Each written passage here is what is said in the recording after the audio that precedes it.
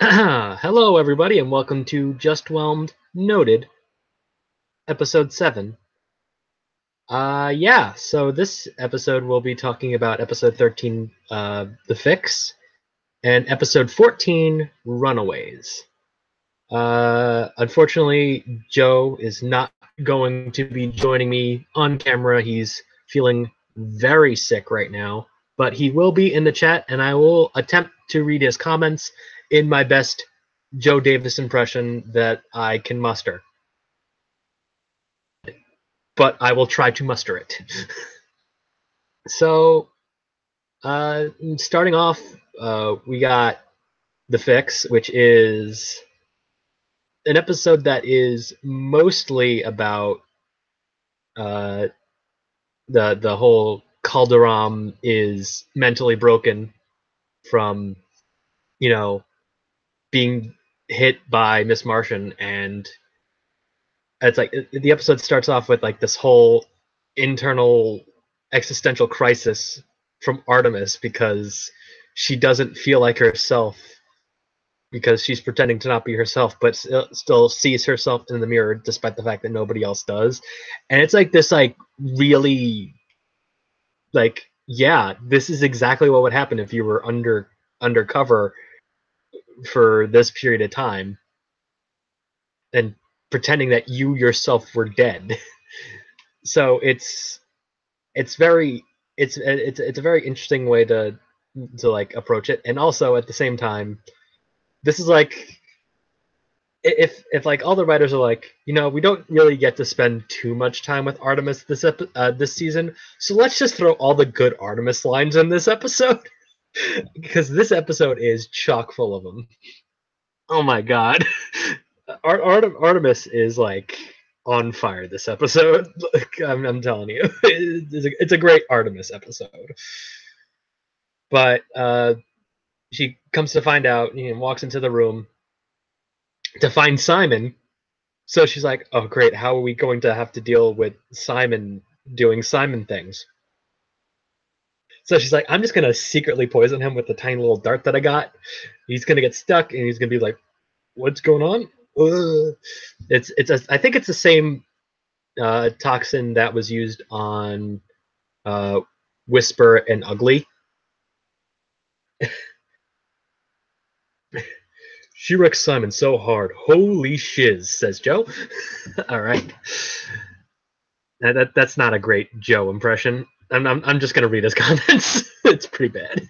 It's pretty bad. So yeah, she absolutely wrecks Simon. Simon's like, why did you, you're Artemis?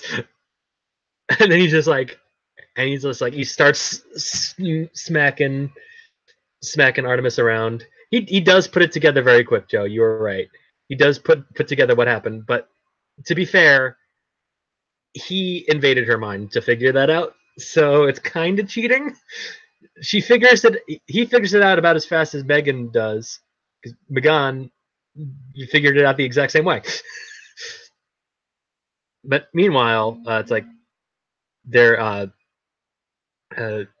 Tigress is Artemis posing as Tigress is able to brush off what happened, that Megan put some sort of brain virus into Calder. So the only person that they're going to be able to fix this is Megan herself. Meanwhile, back with the team, they have Megan try to read Green Beetle's thoughts, but she's still sort of not quite sure of herself about doing this. And she like starts a mind link, and then Green Beetle starts reading her thoughts. And then he's like, he willingly offers up information, and she declares that Green Beetle is on their side. That won't come back to bite them later at all. Nope, not at all. Spoilers. So it's like after all this happens, Lagan is like, "Hey, Megan, can we talk?" And then Megan's like, "Sure, we'll go talk in Chicago." So they Zeta over to Chicago, and for whatever reason, the Chicago Zeta tube is in the middle of a junkyard. So Joe, I forgot to read this. Joe before said mind taker, probably when I was talking about Simon. And then Joe, in response to it's not going to come back again. Of course, he says, of course not. And Joe's like, also, can we talk about how he hasn't dropped his armor yet and shown that he is his true Martian self? Yeah, he has not quite yet shown his true Martian self.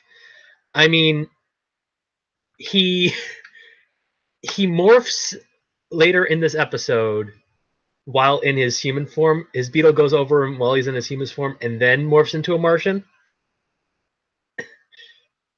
Yeah, so Joe finds this interesting. But yeah, so they Zeta over to Chicago and are met by Tigress and the person who has to accompany Tigress on this, Deathstroke. And Deathstroke it's like he's pretty much channeling his Teen Titans TV show persona with like a little bit more mix of comic Deathstroke. Hello, Tom Zambino. Also, I didn't say hi to Ashley. I know she said hi earlier, but I forgot to say hi to Ashley. So, and it's like this is a very good Deathstroke that we're getting here because like it's a good Deathstroke. He wrecks Lagan like absolutely, like as bad as Simon was knocking Tigress around. That's got nothing about how he dealt with Lagan. And Joe says he's the perfect level of sassy where he knows he's better than everyone else, and he knows it. So he can just mess with people. And then he says, yes, he's a BA. Badass, obviously. So meanwhile, during this fight, McGann's like talking to Artemis, like, Artemis, what's going on? And then Artemis like, they're going to kill you unless you fix Aqualad, so I need to kidnap you, but make it look good. And then McGann proceeds to throw cars at Artemis, and then Artemis is like, not that good. Jeez. So they're able to subdue Miss Martian by having Huntress throw bombs that form a ring of fire, and then Deathstroke comes in, slaps the collar on her, shocks her, and then they're like, all right, let's go. In the meantime, Superboy and Nightwing make it just too late to save them. So I'm gonna finish off with the actual team subplot. So Lagan is in the hospital. His leg is broken from the encounter with Deathstroke, and he is super angry at Superboy and Nightwing for not chasing down Calderon, because he's the one that it's his lackey that stole that kidnapped Miss Martian. And then Nightwing finally comes clean that Calder is not a traitor and Artemis is not dead. So he's like, I'm not supposed to tell you guys, but Calder's not a traitor. He's in deep cover. And yeah. So Lagan initially just does not take this well, but Superboy is able to defuse the situation, saying Nightwing probably had a good reason to keep this from us. He is the leader. We have to follow what he says. And then they leave the hospital room, and then immediately, I've been looking forward to this for this entire time, because Superboy says everything that Joe has been saying about this situation from day one. And it's like just word for word. I've just been like sitting back, and I've been waiting for this scene to happen because I knew it was coming. And he just reams Nightwing out. It's like, you made a dumb decision. You didn't tell us. So McGann, thinking that Artemis was dead, decides to wreck Aqualad. And now he's gone. And if McGann can't fix her, McGann's gone. And if if Artemis gives away her cover trying to protect McGann, Artemis is gone. So you just endangered the lives of 3 of our teammates. Good job, Nightwing. Good job. And then just like he walks away because like it's like yeah, you pretty much hits the nail on the head. It was a dumb call to not tell McGann and Superboy this information. At least those two. It's like you started with a team of 6. Tell the team of 6 if 4 of the 6 know. It's that simple. Anyway, meanwhile on Black Manta's sub, we have this whole thing where it's actually pretty ingenious the way that they go about everything. They have McGann in Calder's room, Tigress, air quotes, watching over the situation in the room with Deathstroke in the Manta Flyer outside of the range of Miss Martian's telepathy, but not outside the range of the explosive device in the power dampening collars, which, if you really think about it, is such an ingenious move, and it's so well thought out. It's like, you can't invade my mind, but I can blow your mind, literally. And here we finally get the last bit of information we have on these collars. They can selectively reinstate powers. So yeah, they turn on just her telepathy, and McGann's like, I don't know if I can.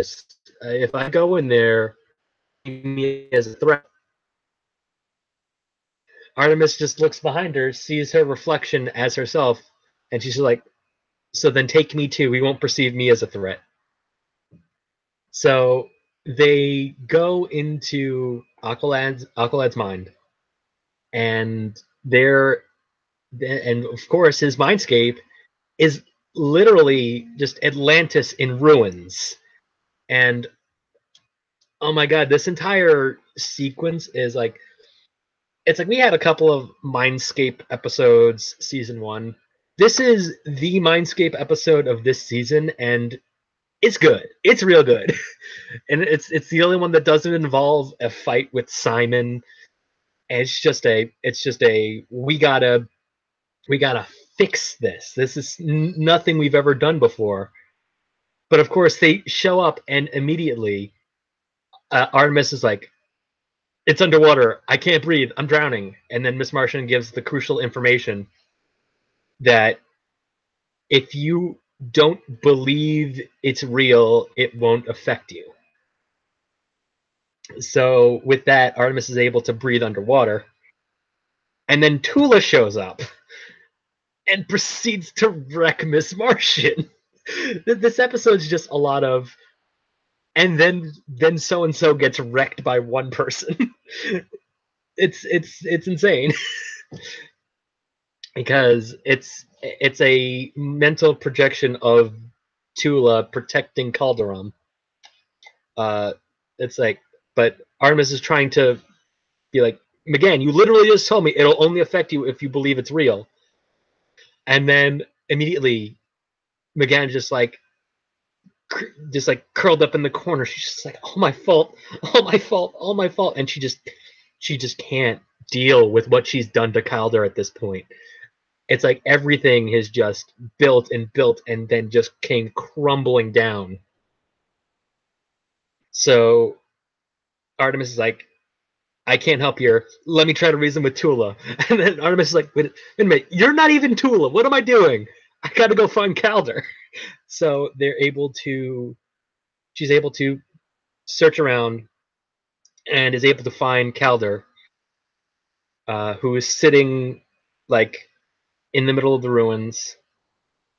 And it's like he has no face, like he's the question. And he starts talking in Atlantean and in English. And it's like he says something in Atlantean, which is probably followed by what I believe is the direct translation: "What has become of Calderon?" And Oh my god, I love this scene so much because it's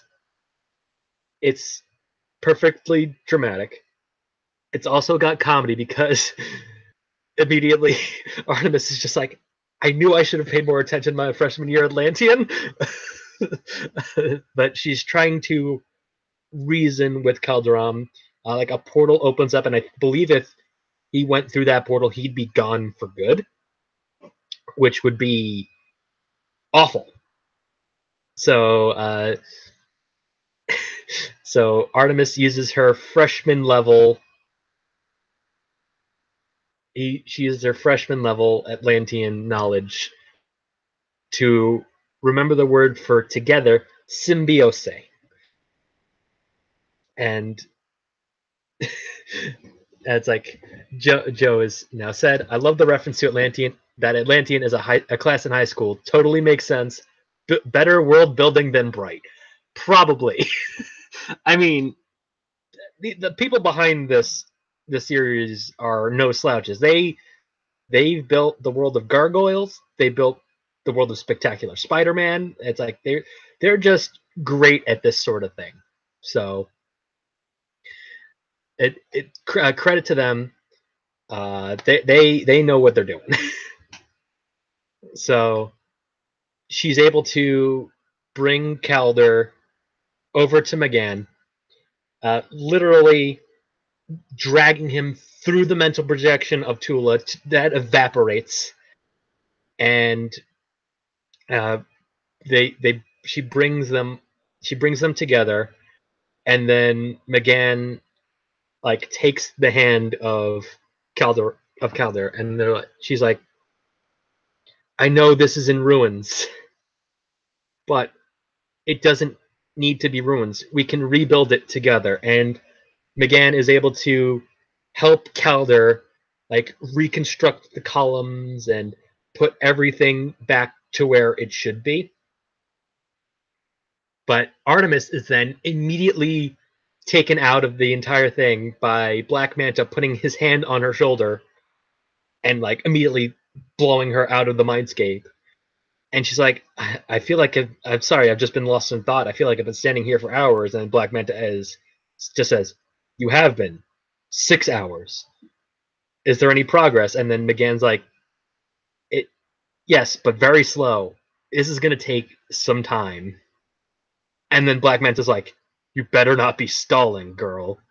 And then Calder says, father. He's able to have. They have, in fact, made progress in rebuilding Calderon's mind, which is good because we kind of need Calder back. Everything kind of hinges on Calder being the mole inside the light. So they're able to partially bring Calder back. Black Manta takes Tigress into the hallway, and they have the conversation that, yeah, as soon as Calder's fixed, we're going to kill the Martian. And then for like the third time this episode, Artemis does this thing where she says perfect out loud and then perfect in her mind with a completely different conversation. So it's like perfect, perfect, and it's like I just love that sort of thing. It's I love this episode so much. It's it's one of those episodes that I love on a personal level. It's not like it is. I mean, it is one of the best episodes of the show, but it's not like top 10 episodes. But it's like up there for me personally. You know what that means? Like an episode like Cold Hearted. That's an episode that's high on my personal and also one of the best episodes of the show. And Joe agrees. Single character focus episodes work really well in this show because yeah, they do. Like I just said, Cold Hearted, one of my personal favorites and also one of the best episodes of the show, and that focuses almost squarely on Wally. And no, Tom, I have not officially included the Hat Boy theme as my opening to my show. I just open and like, hey everybody, welcome to the show, because that's just how it works. So, uh, and that's pretty much it for the. Oh, one more thing happens in this episode. I forgot. So throughout the episode, there's little meetings between Blue Beetle and Green Beetle, and Green Beetle Green Beetle sort of like talking about how he's able to get control of her scarab, and how he was able to reach into his scarab and shut it off effectively. And now Blue Beetle wants him to do that to his scarab. So at the very end of the episode, Impulse comes on. It's like, dude, we were supposed to hang out. Your mom said you were. And then he sees Green Beetle doing this to Blue Beetle. And he's like, whoa, whoa, whoa, whoa, what are you doing to my boy Blue? It's like, get back off, man. And then Blue Beetle sort of says like, dude, it's gone. The other voice, it's gone, man. I'm free. And then Impulse is like, crash. But yeah, that won't come back to bite them later on immediately in this next episode. So that's it for episode 13, The Fix. That's it for episode 14, Runaways. And here we get an episode that's pretty much focused on all a whole bunch of other characters that have been, referenced in previous episodes. But it's effectively the story of the team of the abductees that all have received powers. So, of course, we got Virgil with his new electricity lightning powers. We get Sam, also Asami, Sam Asami, Sam short for Asami, who is able to sort of propel herself forward with this sort of kinetic energy thing. We got Eduardo Dorado Jr., who can teleport. And of course, we got Blue Beetle's best friend, well, civilian best friend, Ty, whose powers are to manifest an astral form that becomes this giant that's able to just do whatever. And if you'll probably never hear this in the actual episodes, but it has been confirmed that these four are analogs to the racially diverse members of the Super Friends in the original Super Friends show, because Ty being Apache Chief, Sam being Samurai, Eduardo Dorado Jr. being El Dorado, and Virgil being the analog for Black Vulcan. So yeah, we got the Super Friends now, guys. Yeah, and Joe's like, I was kind of wondering. Yeah, that's exactly what it was, Joe. That was the reference. So we got them all being forced to be lab rats. Well, the four of them and Neutron, who doesn't have his powers anymore, but is still kind of locked in the lab. So it's like, well, wasn't Black Vulcan in one of the? No. See, here's the thing with. Okay, so Joe is bringing up that wasn't Black Vulcan in one of the previous episodes. No, here's the thing. Black Vulcan is an analog to Black Lightning because for whatever reason they couldn't get the rights to Black Lightning. So technically, Black Vulcan and Black Lightning are different characters, even though they're technically the same character. It's a lot of it's a weird thing. Black Vulcan only exists in the Super Friends show, but Black Lightning is the actual character. So, so then Virgil has this brilliant idea that they're going to break out of Star Labs. So they're able to try and escape. All at the same time, Star Labs, Taos, I believe, is where the Star Labs is located. They have received a shipment of the pieces of Amazo because the Hall of Justice is still destroyed, guys. They need a place for the Justice League needs a place to store these things. So all the pieces of Amazo are now being stored in Star Labs. And the teenagers decide to break out, but Neutron's like, "Nah, I'm not gonna let you guys do that." And he immediately pulls the alarms, like, "Sorry guys, I don't want to get in trouble." And they're like, "Oh, come on, dude!" And they start using their powers to sort of take down all these things. Also, one thing I forgot to mention that Eduardo's father, Eduardo Senior, obviously, is one of the scientists at Star Labs. He's been working on Zeta technology. So, and there's this whole thing. This whole thing is that he's been working on all this Zeta technology, and his son has developed teleporting powers. He's like, that can't be a coincidence. And then we find out that the reason that Eduardo had run away from his grandmother is that he wanted to spend time with his father. And he's like, well, what a mistake that turned out to be, huh? And it's like this whole thing between them. It's like, so with the alarm triggered, the door is locked. So by the way, Young Justice Star Labs has better security than the Flash TV show Star Labs, because man, that security is god awful. It is pretty bad. And so Joe is saying, former villain / voice of reason, freaking weapons. Yeah, they are. So they're locked in a hallway. Ed can't use his powers because he needs line of sight to teleport. Ty doesn't really know how to use his powers all that much. Asami's no help. Virgil can't shock the door to escape for whatever reason, even though it's clearly an electronic lock. I don't know why he didn't just try that. But they get surrounded by guards. They easily take down the guards. These guards had no chance. And then the power goes out, and they're able to just escape. So their brilliant idea was to then there is a big language barrier with Asami. She doesn't speak English. She only speaks Japanese.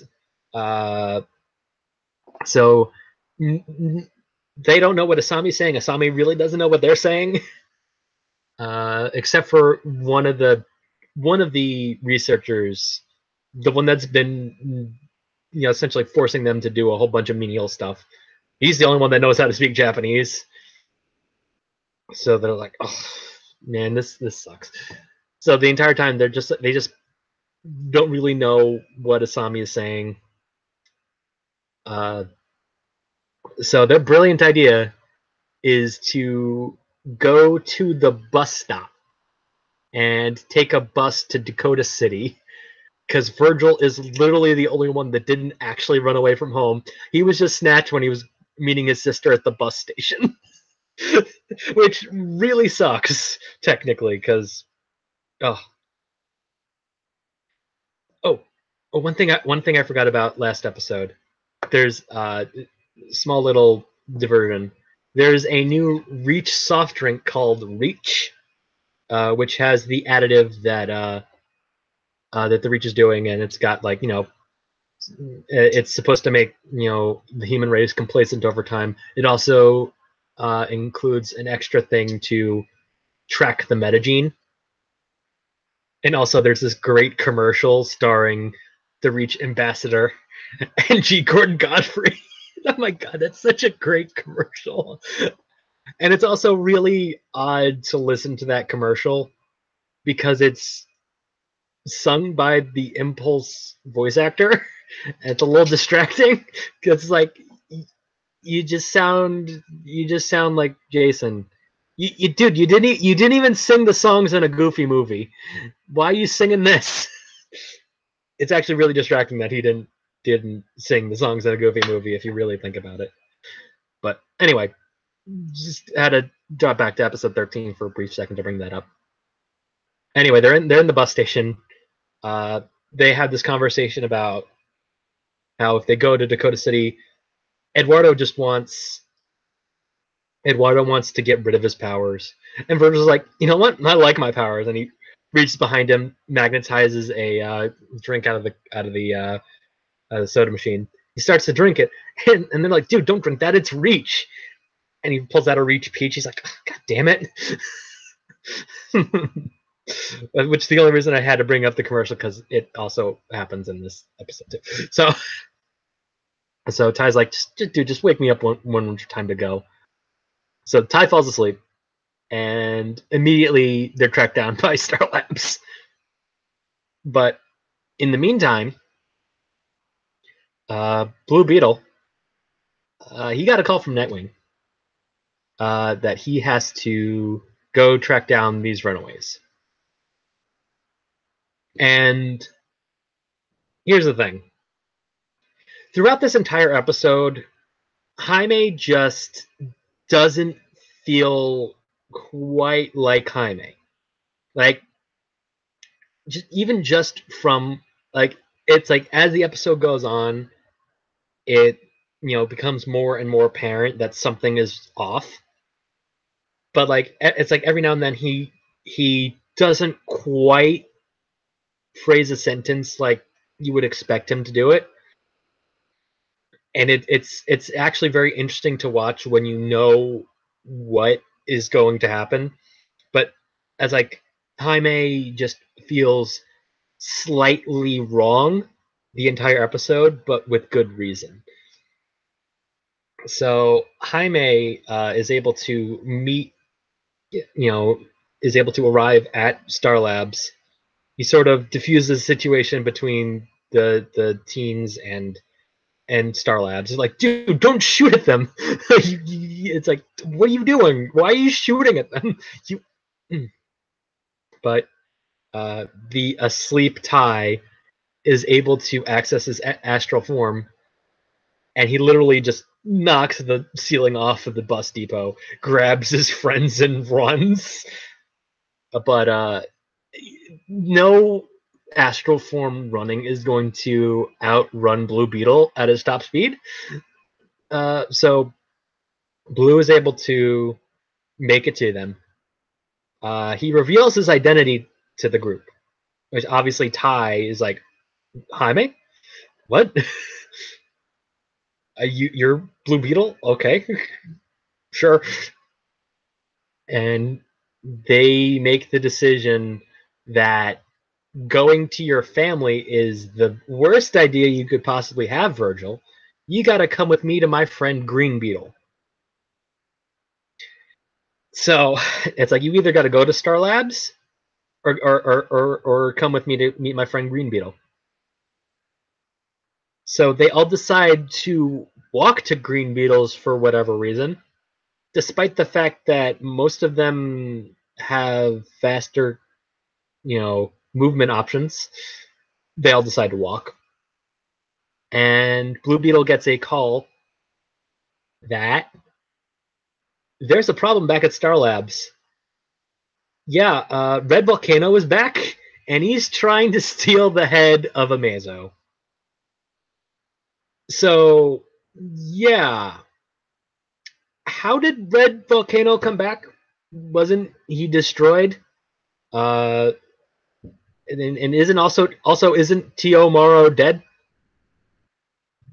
That whole situation just sort of, it's never explained how he came back. It's never explained who rebuilt him. He's just sort of back, and like I didn't, it didn't quite like really matter to me like the first time I watched it, because watching it weekly, I completely forget about what happened. And then like the first time I rewatched it, and like, oh, okay. And then this time it's like, okay, no, this really bothers me. This really bothers me. It kind of took me out of it a bit, because they didn't explain how he came back. I mean, they sort of kind of explain that he's unaffected by plasma. which means that he probably wasn't damaged at all by that lava, which means that the other two Reds' sacrifice was kind of pointless, unfortunately. And he just sort of eventually broke out of wherever he was, I guess. It'd be nice for them to have explained this, but they didn't. Yeah, Joe's like, thank you. I just saw him. He was like, and was like, oh, okay, cool. So Red Volcano just starts to wreck Star Labs, and of course the Runaway team. I can't really call them the Runaways because that's a Marvel team. it's so distracting because like the episode's called Runaways. This team doesn't officially have a name, so you kind of call them Runaways, but they're not the Runaways because that's trademarked. I think it's distracting. So the team the Static Shock and the Super Friends, they make it back to Star Labs.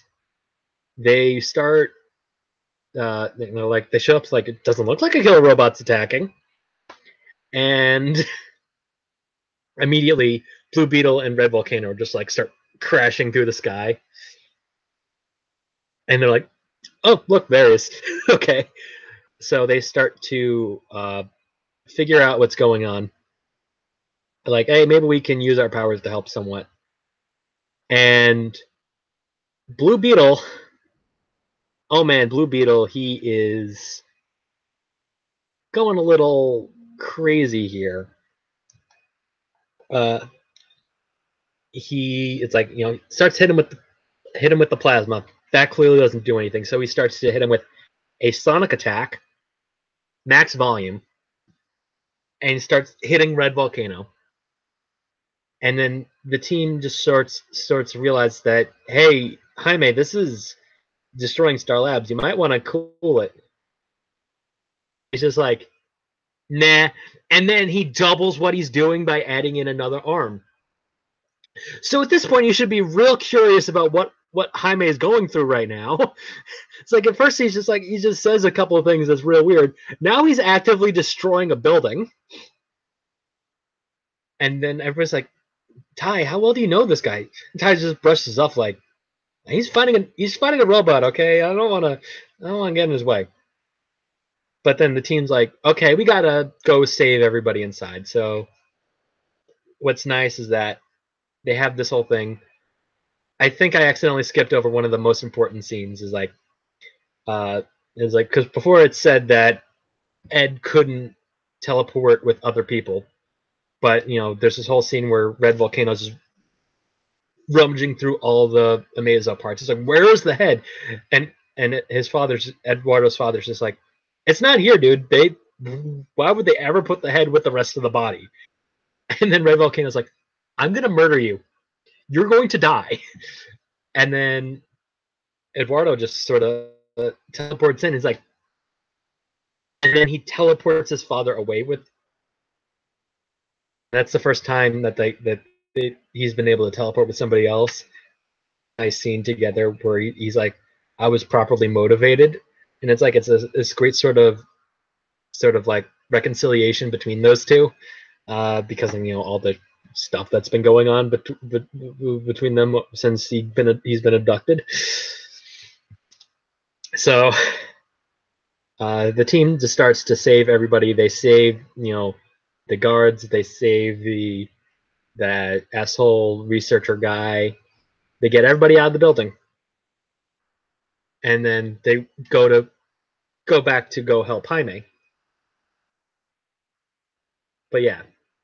So Joe's like, I thought it was a bit off, but in the moment I chalked it up to him being overconfident from more recent changes in his life, like being reduced inhibition from no more scarab and such. And then Joe's like, but again, in the moment. And we'll get to that. So it's like they go to help Jaime against Red Volcano. And then Red Volcano is just like, I'm just gonna grab these guys. And then it's like probably one of these interesting scenes where Red Volcano is like, and now do the generic hero thing. where you got to go save the poor humans, save these poor civilians, and I get away. And then Jaime's just like, you shouldn't stereotype. And like, oh shit. So he gets a drill hand, starts drilling into Red Volcano, and it's like, and the Red Volcano's like, that's not doing anything, meat bag. And then Jaime's like, I'm more of a meat box. And then it's just like, what is Jaime even saying at this point? And then Jaime takes his sonic blaster and annihilates Red Volcano from the inside. And he immediately is like, he's done. And then he's like, it's like, you guys gotta come with me right now. And but at this point, the teens had already freed themselves with their powers. They're just like, dude, your boy Jaime was just about to go sacrifices, and Ty was just like, dude, I don't know. And Joe is correct. That meat box should have been very telling, because it's like, they're like, dude, we're not going with you. Show up. Blue Beetle is sort of distracted with the press, and then they just walk away.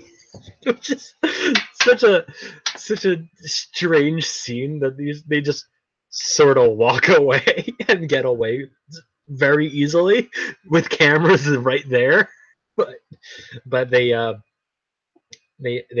has this like public conversation about, hi, I'm the new Blue Beetle. How are you guys doing? And we then cut to a rooftop where Blue Beetle and Green Beetle are having this conversation about how he should have gotten Green Beetle to collect them as soon as he made contact. And they have this conversation, and then Black Beetle shows up, and they're all buddy. Yeah, Jaime's been turned to the Reach, guys.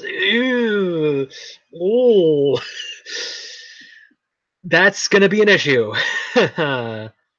Yeah. So Blue Beetle has officially turn-coded, guys, and Green Beetle is the reason why. So earlier on in the season, Joe was like, "I'm not even sure that the Blue Beetle of the future is Jaime." I'm like, "Yeah, he's Jaime. I'm not gonna spoil why I know that he's Jaime, but yeah." Green Beetle sort of just reset Blue Beetle's Beetle to be back on mode. Yeah, so there's that issue. But we're not even done. The team of the Runaways, they go back to the bus station because we're just like, who would ever come to think to look for us here for a second time? And then, of course, Lex Luthor just rolls up and is like, hey, I've been watching you guys. Good work back there. You guys want to work for me? By the way, I guess you probably figured it out. Blue Beetle is turn-coded. He's now evil. And then Joe is like, this. He's like, but he's not Jaime. He's a meat box. Yes, he is in fact a meat box. That is a very accurate statement. He's a meat box. So, yeah, that's where this episode ends up. Jaime, Blue Beetle, has turned to the dark side. Unfortunately, Green Beetle was never a good guy. Miss Martian didn't. He didn't. She didn't delve deep enough into Green Beetle's mind, and that's going to come back to bite the team later on. So that's it for this episode. I'm going to vent for a bit as I pull up the episode titles for next week real quick. What I really love about these next episodes, guys, though, it's like you see where this is going. You're not even going to predict what next episode is going to be, because it's like if you didn't think that this was going to happen, you would never foresee this turn of events happening. It's like I love these next six episodes so much, guys. You don't understand. It's so good. So Joe is saying, I'm starting to wonder what the light's long game is, and if the destroyed future is an unintentional side effect of a failed plan from them. I mean, and Joe's saying, I'm predicting a long-term three-way conflict between the League, the Light, and the Reach. Well, I'm not going to confirm or deny whether or not that is 100% accurate, but I'd say you're probably on the right track. Especially since, Luther's just like, yeah, you're not going to the Reach. I'm grabbing you kids for my own use. So you could pretty much sort of guarantee that's exactly what's going on, but maybe you might things might take some twists and turns that you're not expecting. But the next two episodes, and man, I love episode 15 because a character comes into episode 15 that you're not expecting to show up right now. So episode 15, War, and episode 16, Complications, are the next two episodes we're covering. And yeah, uh, episode 15 has it's another character that had it with a big name attached to it. I'm not going to say who the character is. I'm not going to say who the name is, but you're going to figure it out immediately. And oh boy, it's going to be a wild ride. So that's it for this episode, guys. I hope you've enjoyed. One thing I'm going to say before I close out here is that we got 3 more episodes of Just Whelmed Noted before we hit the end of season 2, and the thing is, there's still so much time between now and when season 3 drops. So I am preemptively announcing that in between Just Whelmed Noted and the next season of Just Whelmed, I will be starting a new show that talks about some sort of, a couple of things, season 3 predictions, things that I'm not going to talk about because it spoils the end of the season, top 5 Young Justice episodes so far. Probably going to be covering the Young Justice comics in some sort of form. Probably also going to be covering Young Justice Legacy, the video game that takes place about a year before season 2. And all of this is going to be under the umbrella for the new show titled Still Whelmed. So these will more than likely all be pre-recorded episodes, pre-recorded, edited sort of thing. They'll probably not gonna. There's probably not going to be very much more live episodes between the end of this season and the beginning of next season. But be sure to be on the lookout for new Young Justice content for under the banner of Still Whelmed. I'm excited. Probably going to start with a playthrough of Young Justice Legacy because I had myself I played through the game once just to see how it is. Already restarted that. Probably going to play through it on hard mode, record that, and see how it goes. Probably have to cut out a lot of nothing because there's a lot of nothing in that game. Oh boy. But yeah, that's what's going on in the future of this show. I hope to see you guys next week, the week after, and the week after that for this show. And yeah, I will see you guys next week. Hope you take care. Oh, also, there will be an episode of Down Pilot Podcast coming soon. Tom and I haven't recorded it yet, but it should be going good soon. Just gotta sit down and record that with Tom, and we'll be good to go. That's about the failed pilot to the precursor to the X-Men the animated series. Yeah, so go watch that when it's out. And go watch Odd Shape Panel. Go watch Joe and Ashley stuff. Go back and go watch the Cars and Popcorn Awards from Tom Zambino. Go watch other things that I could probably bring up. I don't know. Anyway, that's enough rambling for today. Talk to you guys next week. Bye.